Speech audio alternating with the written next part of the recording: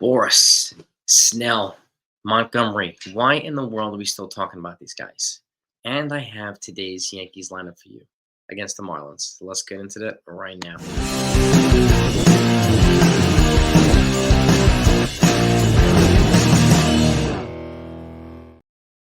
Hey gang, hope you're all doing well. Hope you had a great weekend. So straight up, why are we still talking about these guys? Blake Snell and Jordan Montgomery. Okay. Two Scott Boras clients, two pitchers. One of them is a Cy Young Award winner. One of them has shown Cy Young performance in the postseason. Okay.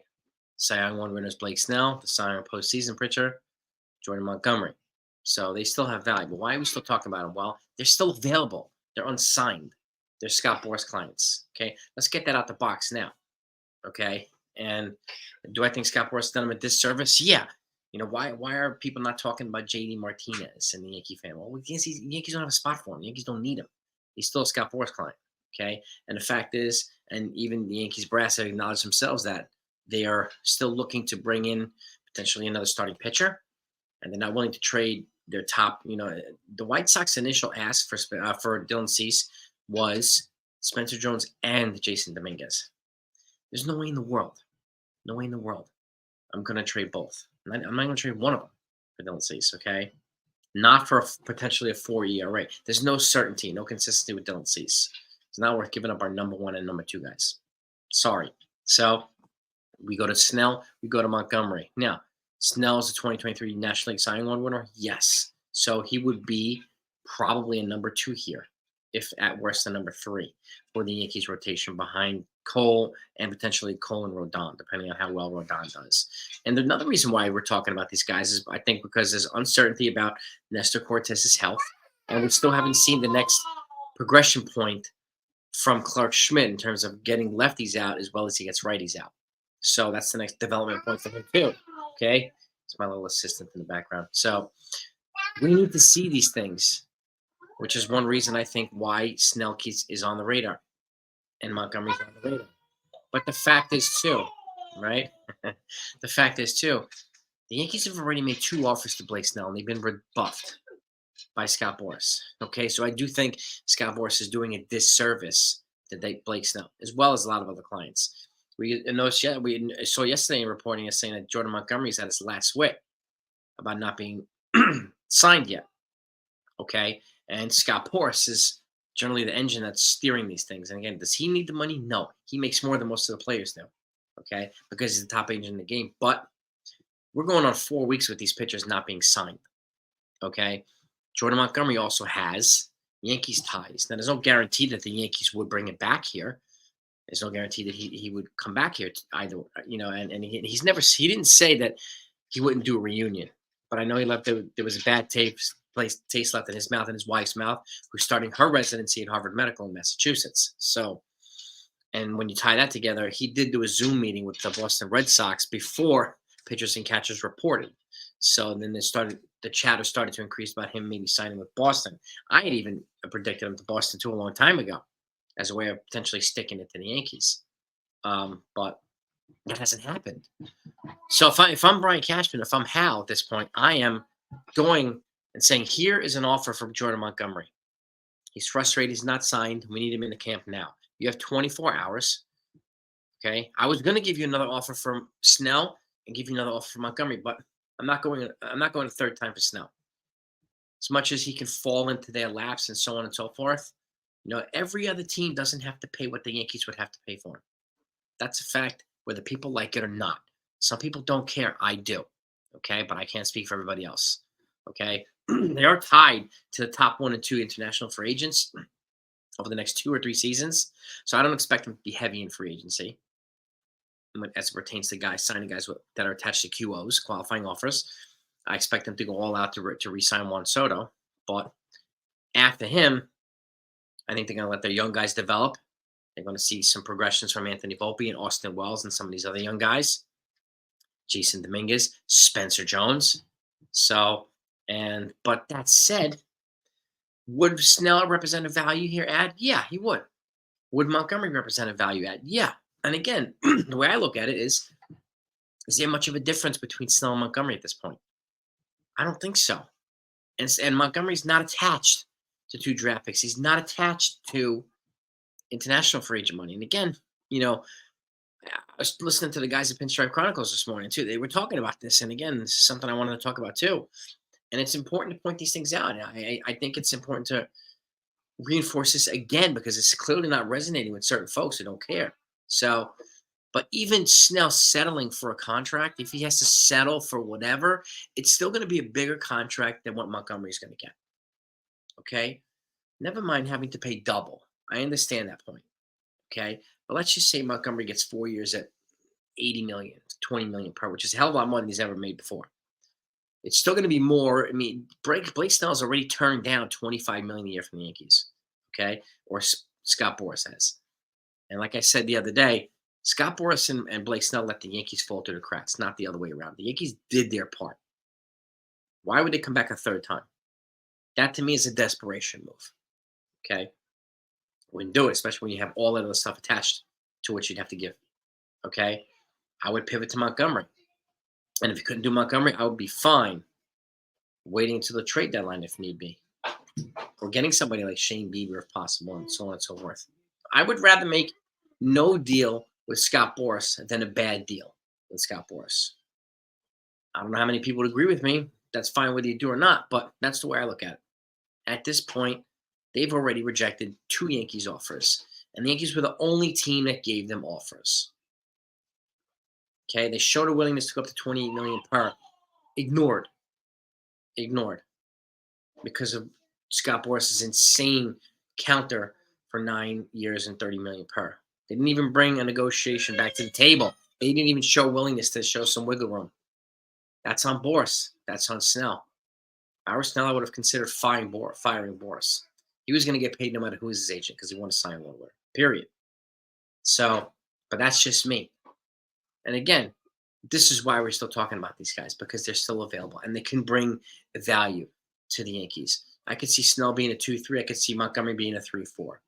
And again, yes, we still need Clark Schmidt to take what do you call it? Another step forward in his development, right? We need him to show the ability to get lefties out as well as he does righties. He shows more durability than Nestor Cortes. We need Nestor Cortes to show durability too. Okay, this is why I like what they've done with Cody Poteet and Luke Weaver, because it shows them, having a swingman or maybe potentially another swingman shows them that they don't have to necessarily throw Nestor Cortes to the Wolves and expect them to throw 180 innings.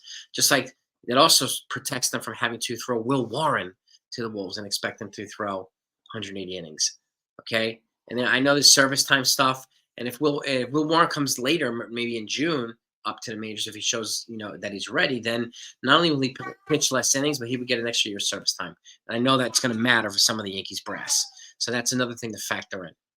So, but this is why we're still talking about these guys, because of what they can bring. Now, it's shown to be an ace in the regular season.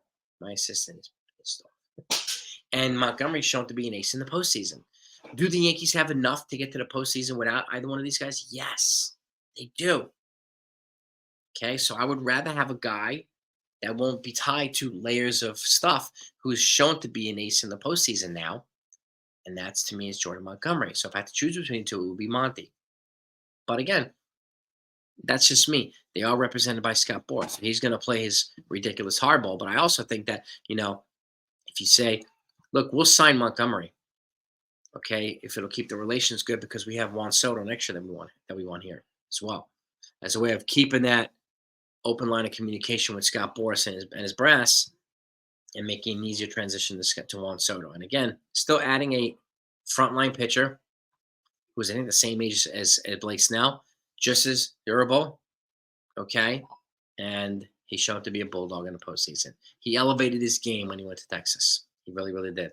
And pairing him up with Matt Blake and having him behind Garrett Cole and Carlos Rodon and Marcus Stroman, some of these guys, I think it would make him a better pitcher. When they moved him before, they had Garrett Cole and really nobody else. Now they've got Cole and all these other guys to push Jordan Montgomery. He would be coming into a much different rotation. Okay? And if he has a chip on his shoulder, even better. But if he's willing to come to the Yankees, I would make a contract offer to Montgomery over Blake Snell at this point. But Now, let's get to today's lineup. They are facing the Miami Marlins tonight, 6:40 p.m. Who do we have? Anthony Volpe leading off, shortstop. Trent Grisham, DHing, batting second. I don't know why he's batting and why he's DHing, but he should be in the outfield. He's a Gold Glover. Gleyber Torres is batting third, second base. Austin Wells at the dish, cleaning up. Oswaldo Cabrera batting fifth in right field. Everson Pereira batting sixth in left field. Okay, looks like the Yankees are still trying to figure out how they're going to put this bench together. Jose Rojas is at first base, batting seventh. Josh Van Meter batting eighth at third base, and Spencer Jones batting ninth in center field. Well, that's probably why they don't have Grisham there, because they have Spencer Jones. Fact is, I think he's clearly gonna start with the team. I don't think Jones would, but I think the next progression point for Jones would be to start the season with AAA before he comes up to the majors. But he's clearly the number one prospect, and he's clearly a stud athlete in the outfield. But I would like Spencer Jones and Grisham in the outfield together at the same time, as opposed to Cabrera and Pereira.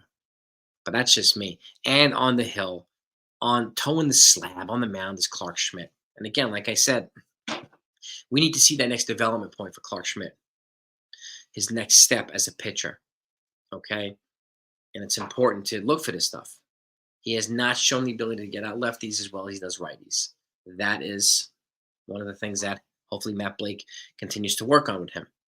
Okay? He's also had, Garrett Cole's taking him under his wing. So that's another important piece too.